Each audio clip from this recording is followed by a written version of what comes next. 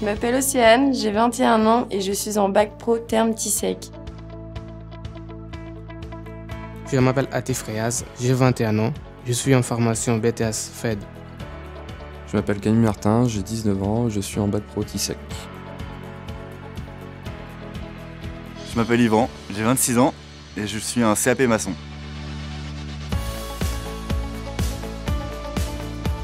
J'ai fait un stage de 3e de découverte avec mon papa et en fait ça m'a donné l'idée de faire ce métier-là. Pour moi c'était évident de faire un métier manuel. Je me voyais pas rester enfermée à l'école.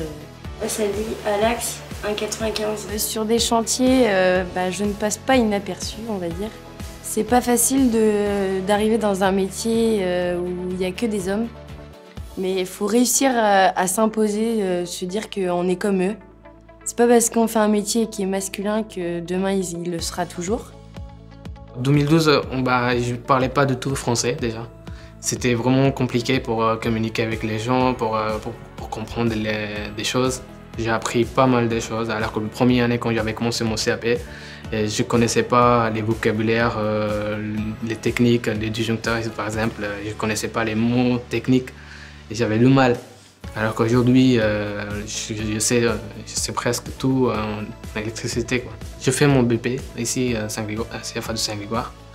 Et à la fin de mon BP, je voulais arrêter. Parce que moi, je voulais pour travailler dans mon métier, l'électricité. Et après, mes profs m'ont poussé aussi vers le BTS. Après, je sais pas, après le BTS, mais peut-être je ferai une licence en domotique ou un master, aller plus loin dans les métiers de l'électricité. J'ai choisi le bâtiment et particulièrement la plomberie parce que j'étais attiré par ce secteur-là. Et du coup, j'ai suivi ce que j'aimais. Le faire en apprentissage, c'est quand même un bon point. C'est quand même important, je trouve, par ma part, parce qu'on sort, moi, personnellement, je vais sortir de mon bac, je vais avoir un bac, mais je vais avoir 3 ans d'expérience derrière moi. Alors que quelqu'un qui le fait en traditionnel, il sort, il a un bac, certes, mais il n'a pas d'expérience, donc on ne peut pas le lâcher tout de suite sur le chantier.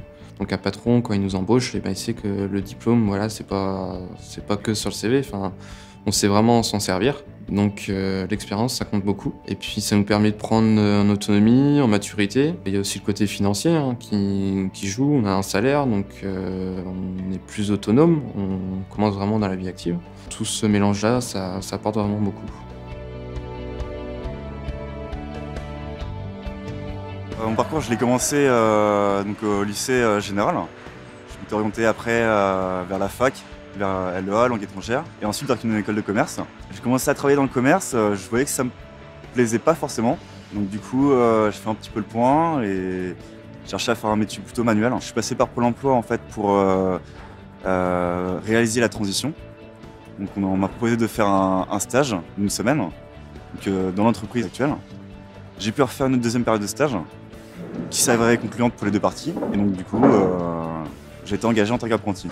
Il y a une belle perspective dans le sens où il y a du travail, il y a de la demande dans ce métier-là, puis c'est un métier qui est intéressant. Il y a possibilité d'évoluer, si on est motivé, si on se donne les moyens, il n'y a pas de souci pour ça. Donc non, je vois l'avenir de belle manière.